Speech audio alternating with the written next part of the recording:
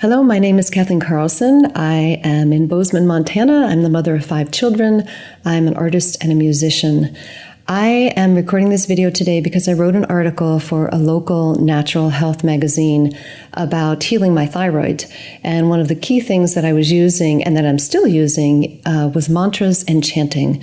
So someone who read that asked me if I could please create a video so that I could put it out there. So I had been on thyroid medication for over 20 years. So I started taking medication after my second child was born. I don't know if I mentioned in the beginning, I have 5 kids. So after my first son and my second child was born, I started having very significant symptoms of thyroid problems. So I was exhausted, within hours of getting up. And I had extremely dry skin.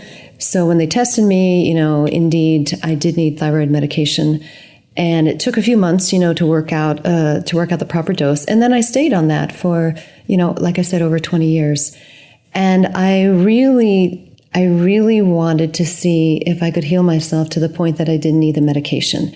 I wanted to travel. I have a busy life. I have my own business, with art and music and multimedia, as well as the family.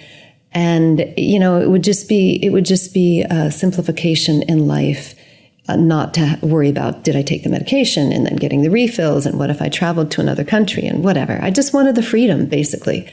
So I started working with it, and I was using a number of different things. I was using essential oils and different herbal combinations that, support the thyroid, watching my diet, sort of studied things that, might be helpful. And then I really started working hard on all the emotional and psychological things related to it. And that was the main place where the mantras and chanting came in. So there are particular mantras in the Vedic tradition for all different conditions. It's part of the Ayurvedic practice that you can use mantras for healing and for supporting your own health. So I did a number of mantras. One of the main things I did was I sang a chant that I made up myself in English, not in Sanskrit, that was for forgiveness and trying to release a lot of grief. I had a number of traumatic experiences between, the age of 5 and 25. And trying to work through those things. So I was also working with my doctor. She was a holistic medical doctor. And I told her what I was doing, what I was working with. And so, she was testing me periodically. And then at a certain point, she retired more recently. So I actually had not been back to be tested in several years until last fall. But at any rate, in the process, what I discovered was, the thyroid is your center of power, and it's your center of your own identity, how you speak up for yourself, how you interact with other people, your relationships. And I decided that I needed to set some boundaries for myself. I decided that I wouldn't sign any more student loans, for example, for my children. Some of my kids were college age at that point. But if I did that for 5 children, I didn't think I would ever be able to retire because I would have so much debt. And so that was one boundary that I drew. Another was, a lot of it did have to do with finances. I think that's part of our personal power is, being able to control, the flow of money, because that's what we use to exchange for, most things in life.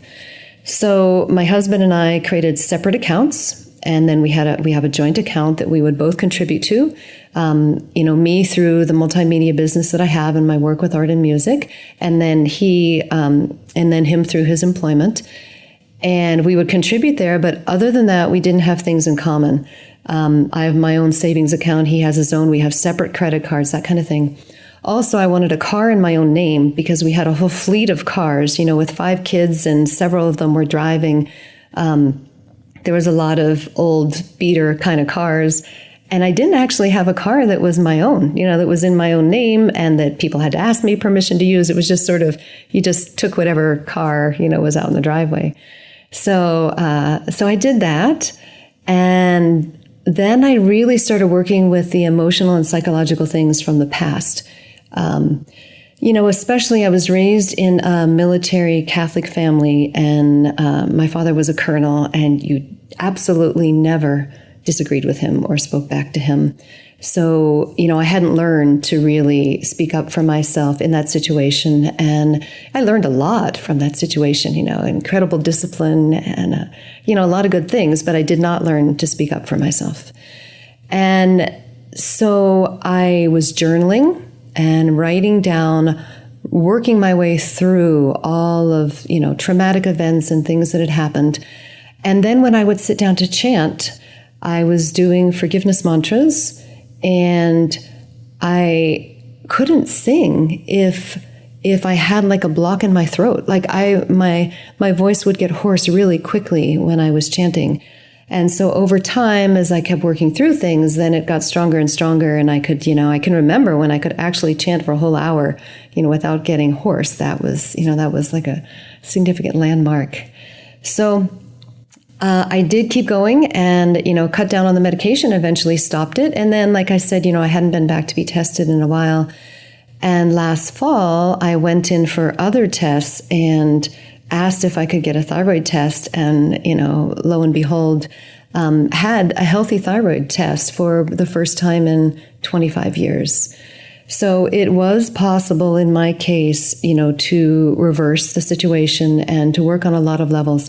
And when you're singing or chanting and mantras, all that energy is going right through your throat, so it was just the perfect thing to work with in the situation to really strengthen the throat chakra, to strengthen, everything associated with the throat, including the thyroid gland that, all the vibration just goes right through, when you're chanting. So I did a lot of chanting in the process, and I am grateful that I do not have to take thyroid medication now. I definitely recommend that if you have this situation, that you find a holistic doctor, a naturopath, or an osteopath that you can work with through the process. You might need support psychologically or with counseling, if you need to learn to draw boundaries and that kind of thing. But basically, it is my belief that most people in most situations can heal. Not always, but there's definitely hope if that is something that you'd like to try.